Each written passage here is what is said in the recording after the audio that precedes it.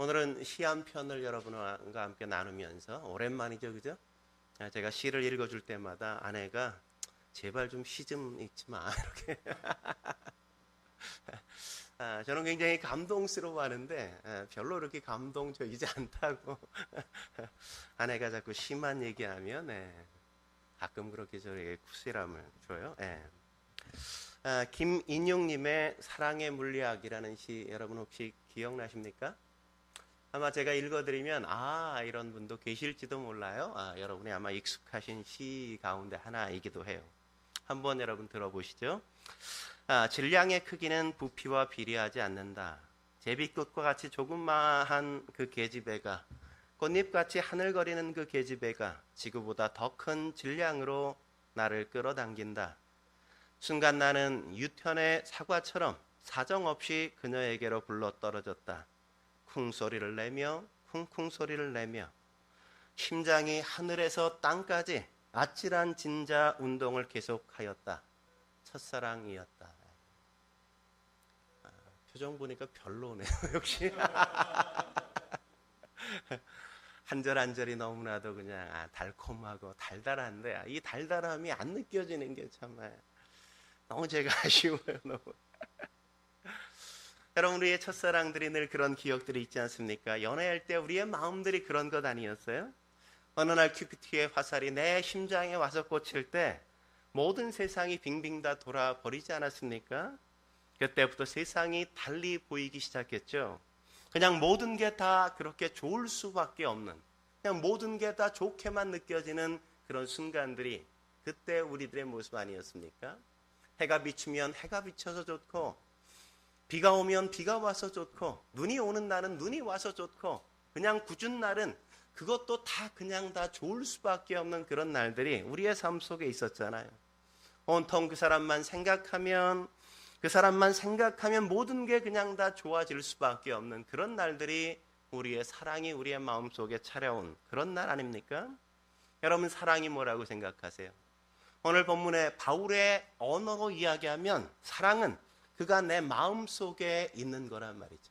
어느 날 그가 내 마음속에 찾아와 내 마음속에서 떠나가지 않고 내 마음속에 늘 머무는 게 사랑이라고 이야기하지 않습니까? 그래서 바울은 그리스도의 사랑을 알기를 소망하는 이유가 뭐라고 얘기해요?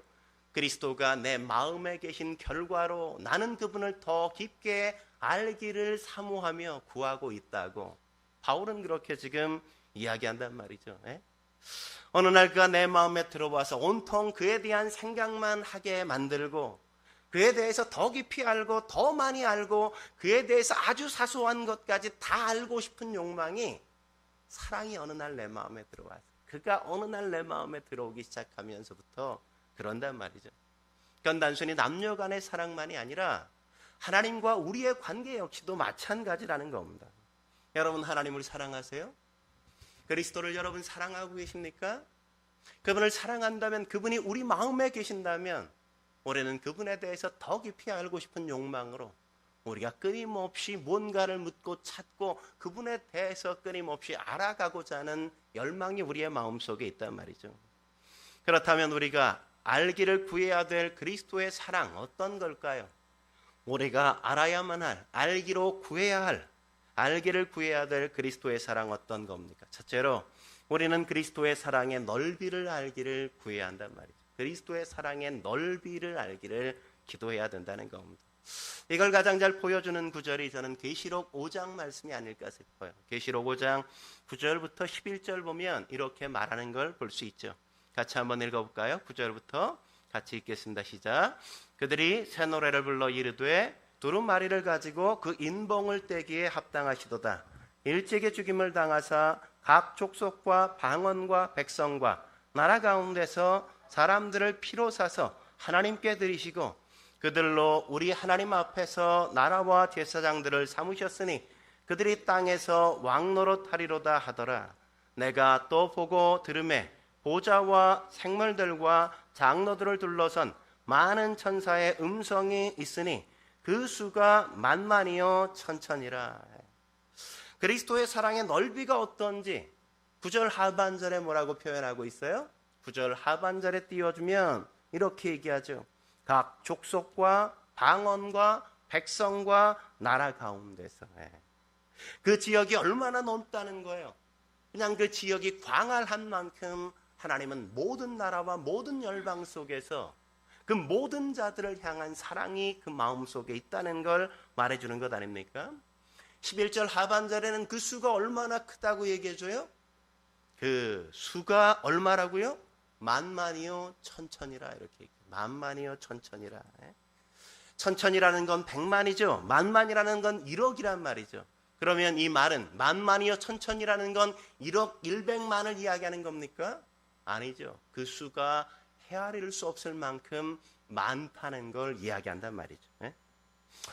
우리 창세기 22장의 17절에 가봐도 거기에 보면 하나님께서 아브라함에게 나타나셔서 아브라함에게 약속하신 이 약속을 우리가 주의 깊게 살펴볼 필요가 있어요.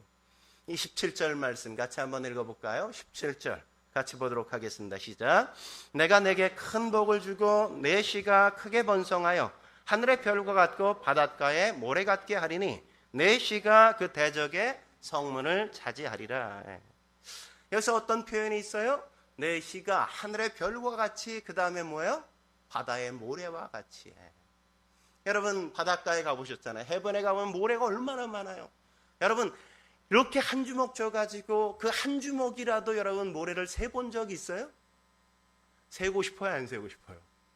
세고 싶지가 않아요. 왜? 너무 많은 수이기 때문에 이걸 내가 세야 된다는 생각을 우리는 감히 할 수가 없어요. 여러분 제가 커피 좋아하잖아요.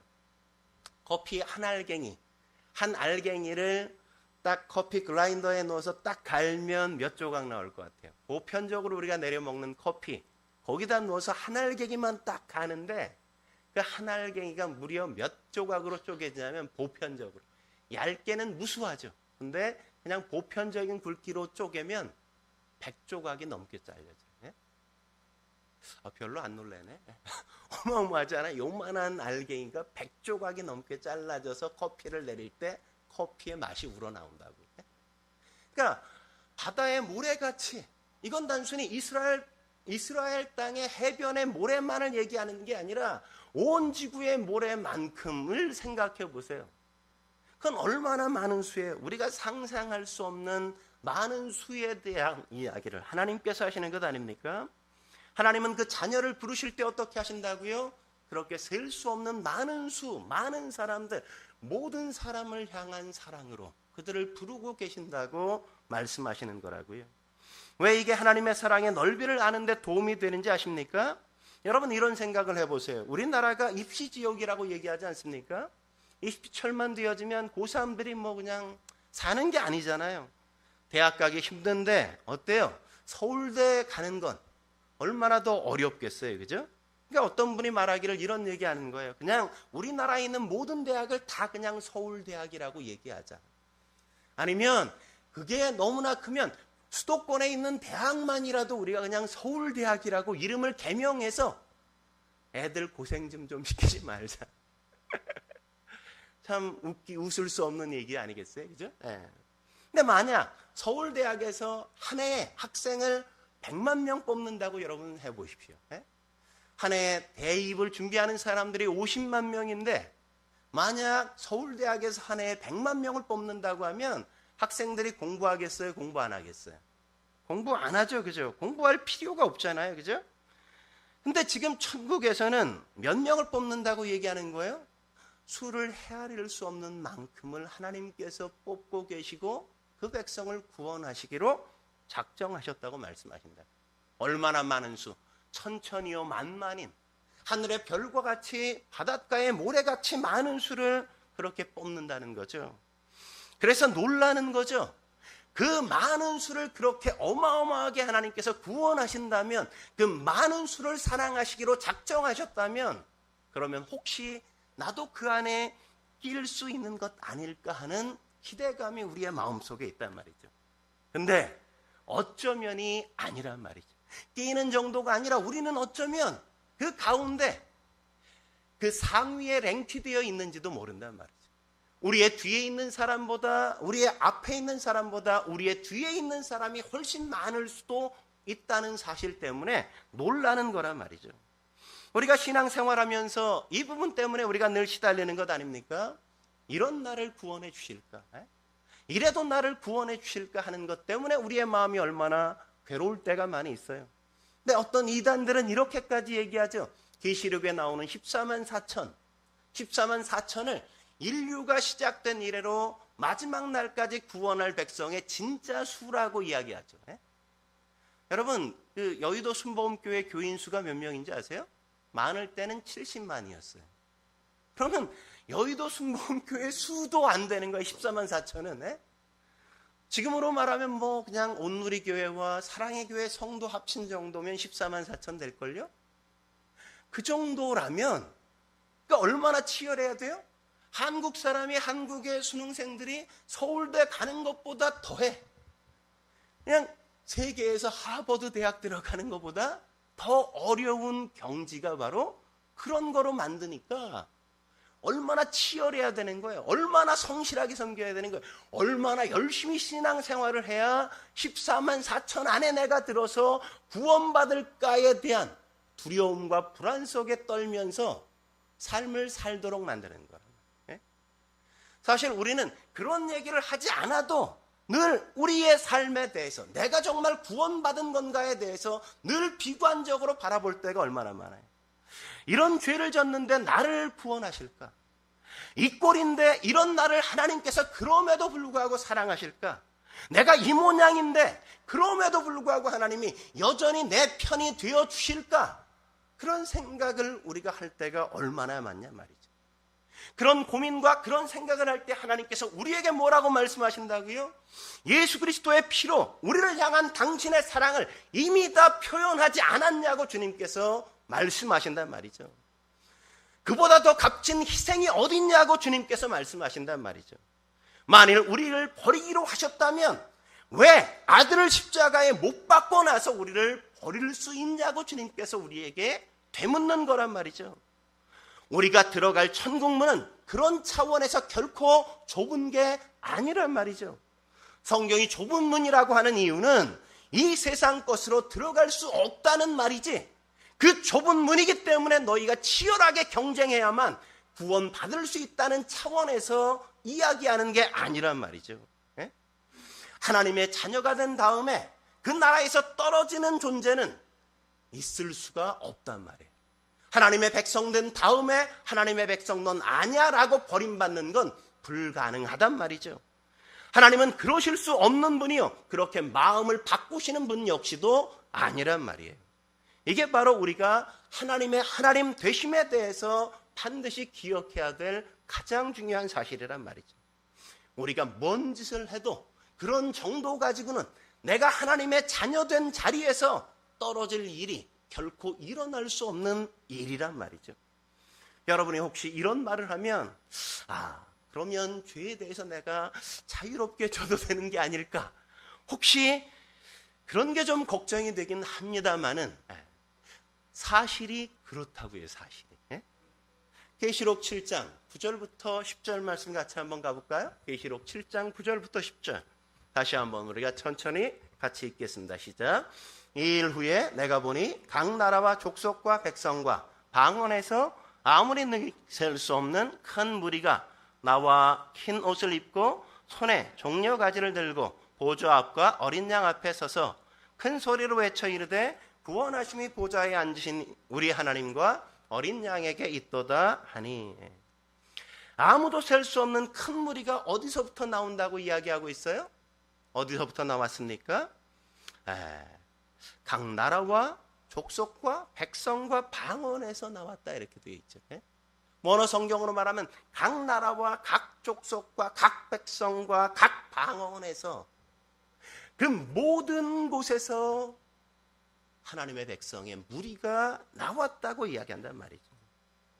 여러분, 유대인들이 바로 이 부분에서 실패한 것 아니겠습니까?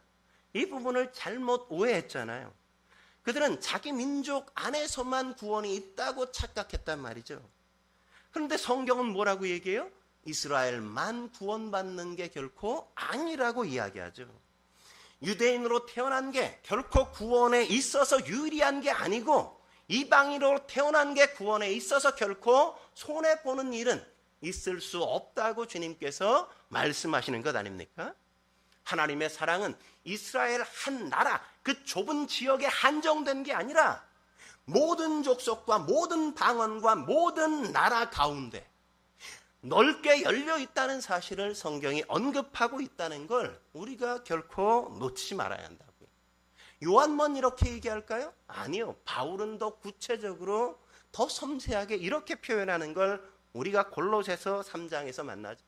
골로새서 3장 11절 같이 한번 읽어볼까요? 3장 11절 같이 읽겠습니다. 시작. 거기에는 헬라인이나 유대인이나 할레파나 무할레파나 야만이나 수고디아인이나 종이나 자유인이나 차별이 있을 수 없나니 오직 그리스도는 만유시요 만유 안에 계시니라. 그러니까 하나님의 사랑은 인종만이 아니라 문화까지도 초월한 것이라고 이야기하는 것 아닙니까? 이 인종과 문화를 초월한다는 건 인간적인 그 어떤 조건도 구원을 얻는데 유리할 게 없고 그 어떤 인간적인 조건도 손해보게 만드는 게 결코 아니라고 이야기하는 거란 말이죠. 거기엔 인간의 유식함이나 무식함조차도 아니 인간이 행동하는 그 어떤 잘남 선행이나 아니면 그가 그냥 막 살아서 형편없게 살아가고 죄를 짓고 그가 잘못 살아가고 실수하는 그 모든 것들조차도 하나님의 사랑의 넓이를 좁게 만들고 한정짓게 만드는 것이 될 수 없다고 성경은 이야기한단 말이죠. 우리는 늘 실수하잖아요. 우리는 늘 잘못하잖아요. 여러분이 구원받았지만 그러나 여러분은 늘 뭘 해요? 죄 짓고 있는 나를 발견하잖아요. 여러분 그렇지 않고 사는 사람 봤어요? 죄 짓지 않는 인간 봤어요? 하루라도 죄를 안 짓고 사는 사람이 세상에 존재할까요? 그런 사람은 없단 말이죠. 그렇기 때문에 하나님은 그런 인간의 어떤 행위를 근거해서 구원하시기로 작정하지 않으셨다고요. 그러면 뭘 구원을 어떤 조건을 가지고 구원하시냐? 계시록 7장 다시 한번 보죠. 9절 10절 말씀. 9절 10절 말씀 다시 한번 읽어볼까요? 이 일 후에 내가 보니 각 나라와 족속과 백성과 방언에서 아무도 능히 셀 수 없는 큰 무리가 나와 흰옷을 입고 손에 종려가지를 들고 보좌 앞과 어린 양 앞에 서서 큰 소리로 외쳐 이르되 그들이 뭐라고 찬송하고 있어요? 구원하심이 뭐예요? 보좌에 앉으신 우리 하나님과 어린 양께 있도다. 구원의 근거가 뭐예요?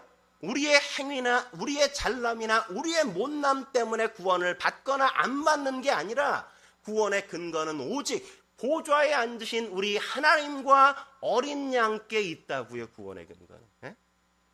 그래서 하나님 앞에 나아가서 주님이 재림하시는 그날 모든 성도들이 가가지고 하나님 앞에 두려움과 떨림으로 함께 섰는데 그 자리에 섰는데 사람들이 충격을 받는 거죠.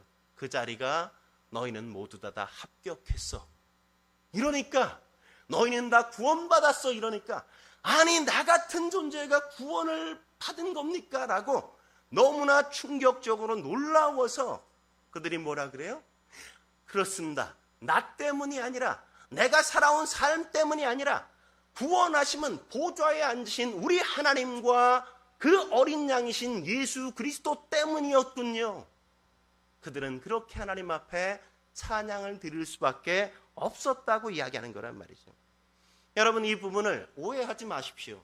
이건 예수를 안 믿어도 그냥 우리가 자연스럽게 구원을 받는다는 말이 결단코 아니란 말이죠. 이런 거죠. 예를 들면 예수님을 믿으면서도 늘 우리는 그런 생각을 할 때가 얼마나 많아요. 내가 이 모양인데 그래도 예수 믿는다고 내가 얘기하는 게 괜찮을까? 이러고도 내가 감히 내 입술로 하나님의 이름을 담고 사는 게 괜찮은 건가? 이런 죄송한 마음, 송구스러운 마음이 우리의 마음에 있어요, 없어요? 우리의 마음이 늘 그런 생각이 가득하잖아요. 이런 나는 차라리 교회 안 다니고 절에 가서 그냥 깽판 치고 그냥 다 뒤집어 놓고 막 이러는 게 도리어 하나님께 영광이 될 것처럼 우리는 그렇게 생각될 때가 얼마나 더 많아요. 근데 그 나라 딱 가봤더니 주님이 우리를 구원하셨어. 이런 나일지라도 나 같은 존재는 나 같으면 구원하지 않는데 그분은 구원하셨단 말이죠. 그래서 찬양을 드리는 거죠. 구원하심이 보좌에 앉으신 우리 하나님과 어린 양 그리스도께 있도다라고 찬양을 드릴 수밖에 없었다는 겁니다. 우린 여기서부터 우리의 지식을 정리할 필요가 있단 말이죠. 그 사랑의 넓이가 어떠해야 함을, 어떤 것임을 우리가 기억해야 된단 말이죠. 이루 말할 수 없는 사랑의 넓이라는 걸 우리가 확인하고 깨달을 필요가 있는 겁니다. 이렇게 사랑하시는 하나님이 왜 우리를 찾아오시는 걸 보류하실 수 있겠어요?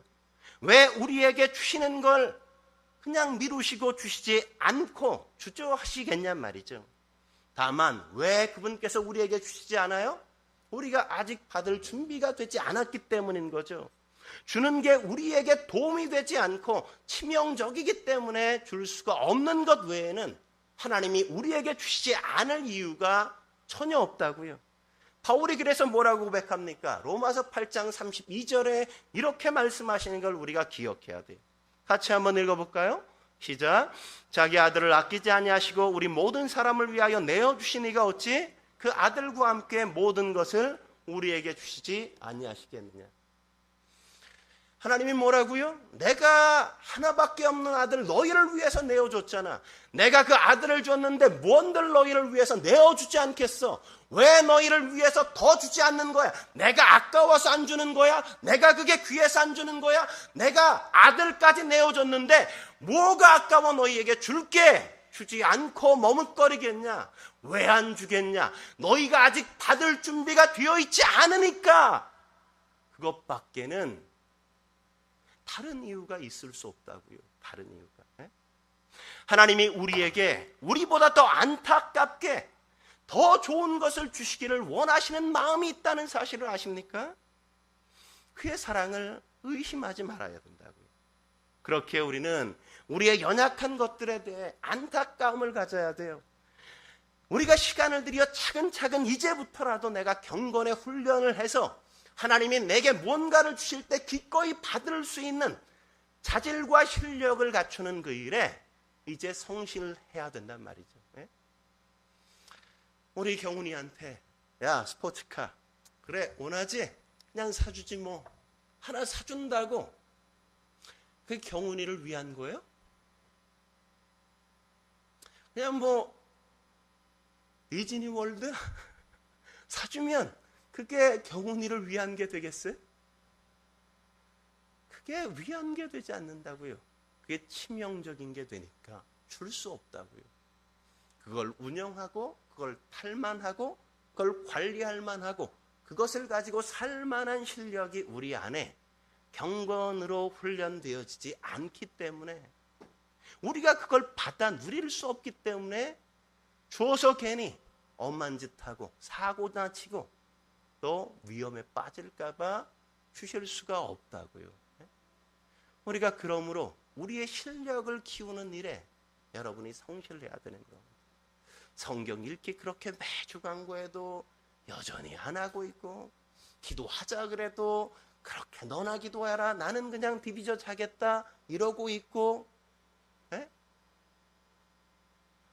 예배를 그냥 그렇게 늘 드려도 목사님은 목사님이니까 예배하시고 그냥 저는 그냥 저의 삶을 하나님 잠깐만요 이러고 있어서는 우리가 실력이 키워질 겨를이 없다고요. 겨를이 없어.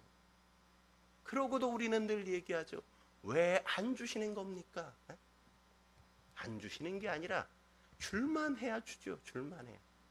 주어서 관리가 돼야 주죠. 네? 받을 만한 존재가 우리가 되어야 그 다음에 그분은 우리에게 넉넉히 기쁨으로 주시고 그것으로 우리가 하나님이 베푸신 놀라운 풍성함을 우리의 인생에서 경험하면서 하나님을 찬양하고 경배하며 살아가는 그 삶을 하나님도 보시고 기뻐하실 것 아니겠어요? 아까워서가 아니에요. 없어서가 아니라고요. 우리가 아직 속사람이 너무나 연약해서 아직도 이웃이 먹을 그 수준밖에 안 되니까 근데 자꾸 쌀밥 달래, 떡 달래.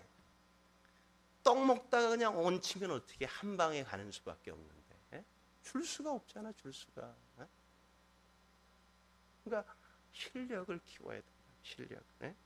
한 걸음 더 나아가서 우리가 알기를 구해야 될 그리스도의 사랑. 어떤 겁니까? 두 번째, 우리는 그리스도의 사랑의 길이를 알기를 구해야 된단 말이죠. 여기서 길이라는 건 하나님의 사랑이 얼마나 변함없으신가 하는 걸 이야기하는 겁니다. 하나님의 사랑은 변함이 없단 말이죠. 히브리서 13장 8절 말씀이 그렇게 우리에게 말씀하지 않습니까? 8절 말씀 같이 읽어볼까요? 같이 읽겠습니다. 시작. 예수 그리스도는 어제나 오늘이나 영원토록 동일하시니라. 그리스도는 어제나 오늘이나 영원토록 변함없이 동일하시단 말이죠. 그렇기 때문에 그분의 사랑도 어떻게 해요? 그분의 사랑 역시도 그분이 변함없기 때문에 그분의 사랑도 변함이 없으시다고요. 그런데 왜 그리스도가 어저께나 오늘이나 영원토록 동일하시다고 이렇게 얘기하는 거예요? 언제나 우리는 이런 생각을 하고 살기 때문에 그런 거죠. 내가 하나님을 향해 열심을 낼 땐 하나님이 나를 무척 사랑하시지만 내가 하나님 앞에 게으르고 못된 짓 하면 하나님이 나를 미워하실 거라는 생각 때문에 우리는 늘 그렇게 생각하기 때문에 하나님이 이런 말씀을 하신단 말이죠. 그렇게 되어진다면 우리의 신앙이라는 게 하나님을 믿는 게 아니라 우리 자신을 믿는 것밖에는 안 되는 거라고요. 나의 모자람에도 불구하고 하나님이 날 사랑하신다는 개념 자체가 사라지는 거라고요. 그러면 그래서 우리가 늘 불안한 거라고요. 왜냐하면 내가 하나님 앞에 칭찬 들을 만큼, 하나님 앞에 사랑받을 만큼, 하나님이 내게 은혜 주실 만큼 내가 잘 살아서 그분 앞에 드린 적이 별로 없기 때문에 늘 그런 나를 확인하면서 늘 내가 하나님의 사랑을 못 받으면 어떻게 하나, 그런 불안감에 늘 떤단 말이죠. 이유가 뭡니까? 우리가 그리스도인은 이래야 돼라는 상 때문에 상을 던져놓고 내가 그만큼 살지 못하는 모습을 보면서 늘 자책감을 갖기 때문에 그런 거죠. 근데 히브리서 13장엔 뜻밖에도 이렇게 언급하는 걸 우리가 볼 수 있어요. 13장 말씀에 보면 예수 그리스도는 어제나 오늘이나 영원토록 동일하시다는 이 말씀을 어느 선상에서 등장시키냐? 우리가 1절부터 우리가 천천히 읽어보면 그 맥락이 이런 거라고요. 같이 한번 읽어볼까요? 1절부터 천천히 같이 읽겠습니다. 시작. 형제 사랑하기를 계속하고 손님 대접하기를 잊지 말라. 이로써 부지 중에 천사를 대접한 이들이 있었느니라. 너희도 함께 갇힌 것 같이 갇힌 자를 생각하고 너희도 몸을 가졌은즉 학대받는 자를 생각하라. 모든 사람은 결혼을 귀히 여기고 침소를 더럽히지 않게 하라. 음행하는 자들과 간음하는 자들을 하나님이 심판하시느니라. 돈을 사랑하지 말고 있는 바를 족한 줄로 알라. 그가 친히 말씀하시기를 내가 결코 너희를 버리지 아니하고 너희를 떠나지 아니하리라 하셨느니라. 그러므로 우리가 담대히 말하되 주는 나를 돕는 이시니 내가 무서워하지 아니하겠노라. 사람이 내게 어찌하리요 하노라. 하나님의 말씀을 너희에게 일러주고 너희를 인도하던 자들을 생각하고 그들의 행실의 결말을 주의하여 보고 그들의 믿음을 본받으라. 예수 그리스도는 어제나 오늘이나 영원토록 동일하시니라. 이 말씀이 대부분이 뭐에 대한 이야기입니까? 신앙생활의 구체적인 실천에 대한 권면이잖아요. 그죠? 어떻게 살라는 거예요? 형제를 사랑하라는 거죠. 손님은 대접하라는 거죠. 학대받는 자, 너희도 학대당해봤지 않냐 이거죠. 그들을 생각해야 된다 이거죠. 혼자만 잘 먹고 잘 살려는 것 하지 말라 이거죠. 이웃도 생각할 줄 알아야 된다 이건 아닙니까? 어렵다고 해서 그렇다고 하나님이 나를 버리셨다는 생각, 절대 그런 생각은 해서는 되는 생각이 아니라는 걸 지금 말씀하고 있잖아요. 왜요? 그들이 그렇게 성도답게 살지 못하기 때문에 그들에게 이런 권면을 지금 하고 있단 말이죠. 그래서 7절 말씀에 주의 깊게 우리가 살펴야 되는 거예요. 7절 말씀이 뭐라고 이야기합니까? 이렇게 얘기하죠. 하나님의 말씀을 너희에게 일러주고 너희를 인도하던 자들을 생각하며 그들의 행실의 결말을 주의하여 보고 그들의 믿음을 본받으라. 그들의 행실을 보면서 너희가 판단하라 이거죠. 우리가 하나님이 우리를 사랑하시고 그 어떤 상황에서도 그 사랑이 변치 않는다는 사실을 우리가 뭐를 통해서 확인할 수 있냐 이거예요. 어떤 걸 통해서 하나님의 사랑이 변치 않는다는 사실을 우리가 확인할 수 있는 겁니까? 하나님이 우리에게 우리가 잘할 때 하나님이 우리를 도와주실 때 그런 사랑이 확인됩니까? 아니죠. 우리가 잘못 살고 있고 하나님의 뜻을 어기고 있고 우리가 죄를 짓고 살아가고 있음에도 불구하고 하나님이 나를 내버려 두지 않고 언제나 그분이 관심을 갖고 간섭하시고 우리의 삶 속에 함께 하시는 걸 볼 때 우리는 하나님의 여전히 나를 사랑하고 계시구나. 하나님의 사랑은 변함이 없구나 하는 걸 우리가 확인할 수 있는 것 아니겠어요? 내가 잘 살 때가 아니라 내가 잘못 살 때, 내가 형편없을 때 내가 이러면 나라도 저런 애는 버릴 것 같은데 그런 삶을 내가 살아가고 있는데도 불구하고 하나님이 나를 내버려지 않아요. 나를 버려두지 않아요. 여전히 그럼에도 불구하고 하나님이 간섭하시고 나를 붙드시고 나를 사람 만드시고자 당신의 사랑을 놓지 않고 계시는 걸 볼 때 우리는 하나님은 여전히 한결같이 동일하게 날 사랑하시는구나. 그걸 확인하고 안단 말이죠. 여러분 욥이 얼마나 하나님이 집요하게 우리를 간섭하시는가 이렇게 고백하는 걸 우리가 볼 수 있지 않습니까? 여러분이 성경을 읽으면 이런 구절을 찾아야 돼요. 욥기 7장 19절 말씀 같이 한번 볼까요? 19절 같이 읽겠습니다. 시작. 주께서 내게서 눈을 돌이키지 아니하시며 내 침을 삼킬 동안도 나를 놓지 아니하시기로 어느 때까지 하리이까? 그러니까 주께서 내게서 눈을 돌리시지 않는다고요. 늘 주목하신다고요. 어느 순간까지도 내가 침을 그냥 꼴딱꼴딱 삼키는 순간조차도 그분은 그때까지도 결코 나를 향한 간섭, 나를 지켜보시는 지켜봄 그것들을 내려놓는 일이 결코 없다고요. 그러니까 지금 여러분이 하는 모든 행동들 하나하나, 여러분의 생각 하나하나까지 그분은 다 스케치하시고 그분은 다 지금 믿고 계시고 여러분을 지금 다 지켜보신다는 걸 아십니까? 단 한순간도 여러분의 인생 가운데 여러분을 홀로 내버려 둔 적이 단 한 번도 없다고요. 여러분 길이라는 건 어떤 거예요? 토막으로 뚝뚝 잘려진 토막들을 이렇게 잇는다고 그게 길이가 되어집니까? 아니죠. 토막으로 잘려진 건 이미 길이가 아닌 거죠. 그 토막인 거죠. 그걸 길이라고 이야기하는 건 뭐예요? 그 어떤 순간에도 단절되지 않고 끊어지지 않는 완전한 이어짐이 있을 때 그걸 우리가 길이라고 이야기하는 거잖아요. 한순간도 공백이 없이 창세 전부터 나를 계획하신 그때부터 지금까지 그리고 앞으로 영원까지 하나님의 사랑이 나를 결코 내버려 두시지 않을 거라고 주님께서는 말씀하고 계신 거란 말이죠. 어떻게 그걸 우리가 알 수 있어요? 우리는 하나님을 잠시 떠나 살 때가 있잖아요. 잊고 살 때가 있잖아요. 여러분이 주일 농땡이 치고 한 3개월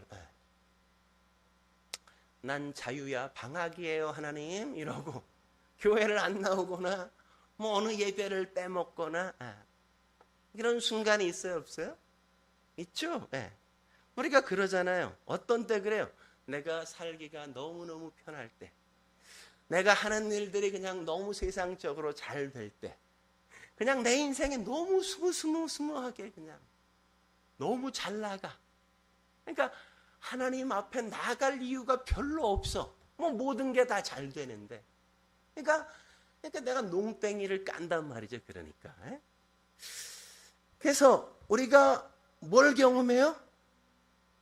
어느 날 하나님 앞에 석 달치를 한 번에 훈련받는 개인 교습이 시작되는 걸 우리가 맛본단 말이죠. 분당 서울대병원에 2개월 동안 입원하고 차병원에 1개월 동안 입원하고 사업이 뒤집어져서 한 달 동안을 팍팍 놀아버리고 재산이 쑥 날아가서 또 한 달 동안을 하나님 앞에 나와서 금식 기도하라고 40일 작정해서 기도원에 들어가 살아야 될 날들을 하나님께서는 기어코 만드시고야 마신다고요. 하나님이 됐어 할 때까지 우리는 그 자리에서 나올 수가 없어요. 그게 뭐예요? 간섭이에요. 그게 사랑이라고요. 사랑.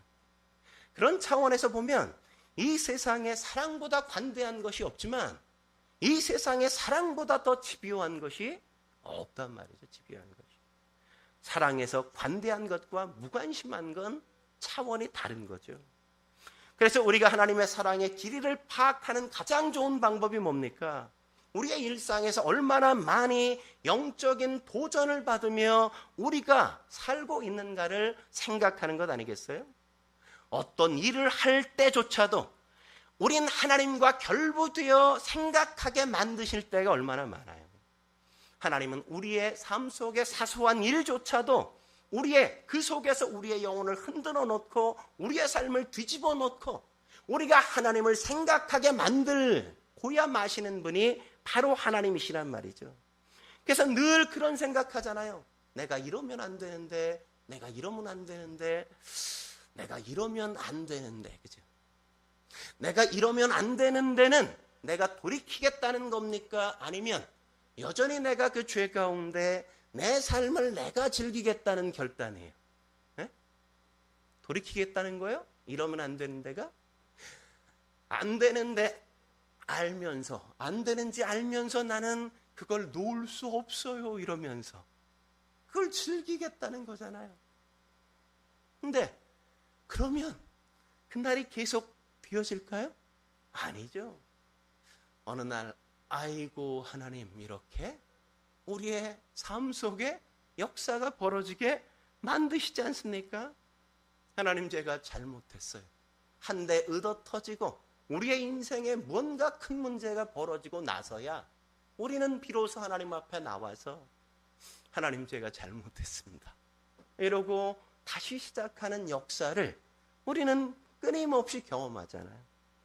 그래서 히브리서 기자는 히브리서 7장에서 뭐라고 얘기합니까? 22절에서 25절까지 이렇게 말씀하시는 걸 우리가 주목해 봐야 된다고요. 같이 한번 읽어볼까요? 천천히 같이 읽어보죠. 시작.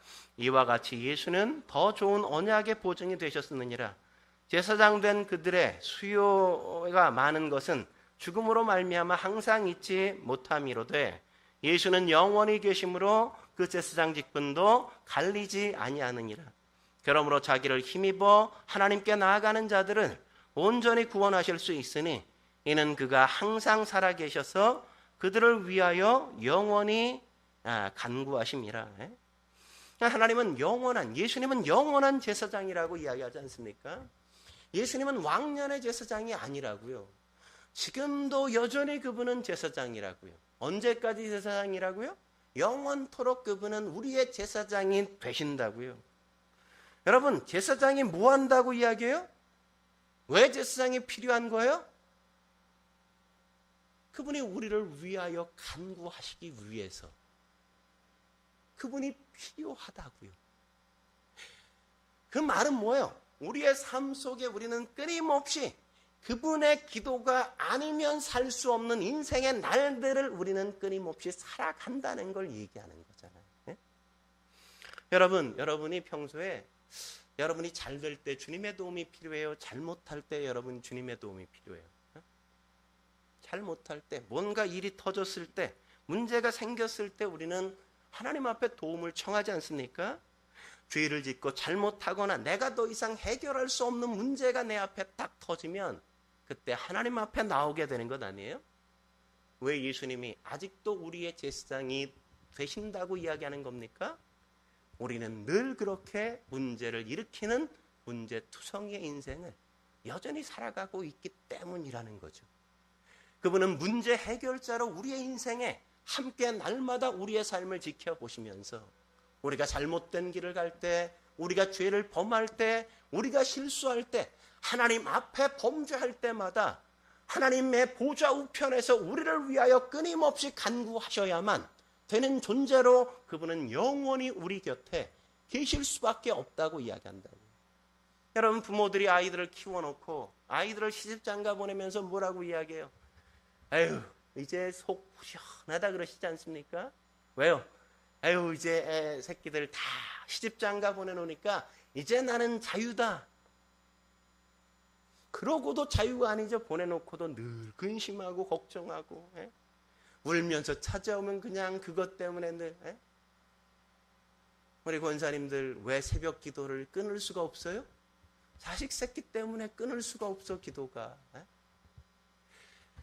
인간은, 엄마는 그래도 그냥 분가시켜서 신경 끊고 살 수 있을지 몰라도 하나님은, 예수님은 영원히 그놈의 새끼 때문에 신경을 끊어놓고 살 수가 없다고. 예? 늘 문제를 일으키고 늘 잘못을 짓고 늘 실수하고 어느새 자라서 내가 좀 덜 신경 쓰고 덜 관심을 갖고 그의 살아가는 삶을 보면서 야, 참 멋지다, 참 아름답다 이렇게 얘기하는 날들이 올까를 상상할 수 없이 살아가는 모습을 보면서 그분은 늘 우리를 향한 사랑을 끊지 못하고 계신다고요. 그 하나님의 사랑을 아시겠습니까? 그분은 그러신 분이라고요. 네? 여러분이 아이들 키우면서 늘 그런 마음이시죠? 어느새 커서 사람 될까? 네? 하나님도 우리를 보시면서 어느새 커서 나답게 나처럼 얘네들이 살아갈까? 나처럼 이웃을 사랑하고 나처럼 서로를 돕고 나처럼 어려운 자리에 함께 나아가고 나처럼 내가 너희들 곁에 한순간도 한눈을 팔지 않는 것처럼 나를 의식하면서 이들이 살아갈까? 늘 그분은 우리를 욕망하고 계신다는 사실을 우리가 놓치지 말아야만 합니다. 그러므로 사랑하는 성도 여러분, 훈련하셔야 돼요. 믿음이 자라가셔야 돼요. 여러분이 세상에서 어떻게 사느냐의 문제가 중요한 게 아니에요. 하나님께서는 우리가 어떻게 주님의 사람답게 변화되어 가고 주님을 닮아가고 주님처럼 판단하고 주님처럼 결정하는 존재가 되느냐에 언제나 관심이 있다는 사실을 결코 놓치지 마십시오. 성령으로 우리의 속사람이 강건해지지 않으면 그런 인생은 가능하지 않아요. 그게 가능하지 않으면 우리는 늘 이유식만 먹고 살아갈 수밖에 없어요. 단단한 음식, 세상이 얼마나 화려하고 아름다운지 그 모든 걸 우리는 경험할 수가 없단 말이죠. 늘 보행기 타고 다녀야 되는 것밖에는 우리가 할 게 없어. 왜? 커야 뭘 밖에 나가지. 커야 집 밖에 나가지. 커야 놀이동산이라도 가보지. 커야 좀 스포츠카도 사줘보지. 커야 좀 뭘 맡겨보지. 영이 자라지 않는데 뭘 맡길 수 있겠어, 뭘. 우리가 자라가야 된다고요. 자라가야. 하나님의 말씀 앞에서 그분의 은혜를 사모하면서 그분이 우리 안에 말할 수 없이 거하시고 우리의 삶을 움직여 가시도록 우리는 자라가야 돼. 저와 여러분들이 한 해 동안 다시 한번 내가 하나님 자라가게 주여 도와주십시오. 하나님을 열망할 수 있게 주여 도와주십시오. 주님이 우리를 그렇게 간절히 원했던 것처럼 우리도 주님을 그렇게 간절히 사모할 수 있도록 주여 도와주십시오. 말씀이 떨어지지 않게 해주십시오. 순간순간 내가 기도할 수 있도록 기도의 자리를 놓지 않게 해주십시오. 하나님이라면 어떻게 하실지, 어떤 일이 벌어질 때 욱하지 좀 말고, 그래서 좀 터뜨리지 좀 말고, 주님은 어떻게 하실까? 네? 좀 생각할 줄 알아야, 그래야 내가 달라지지 않겠어요? 그런 인생으로 하나님을 영화롭게 하고, 그래서 하나님이 우리에게 주시는 큰 삶, 넓은 세계, 그 세계를 함께 경험할 수 있는 저와 여러분이 되시길 주의 이름으로 축원합니다. 함께 기도하시겠습니다.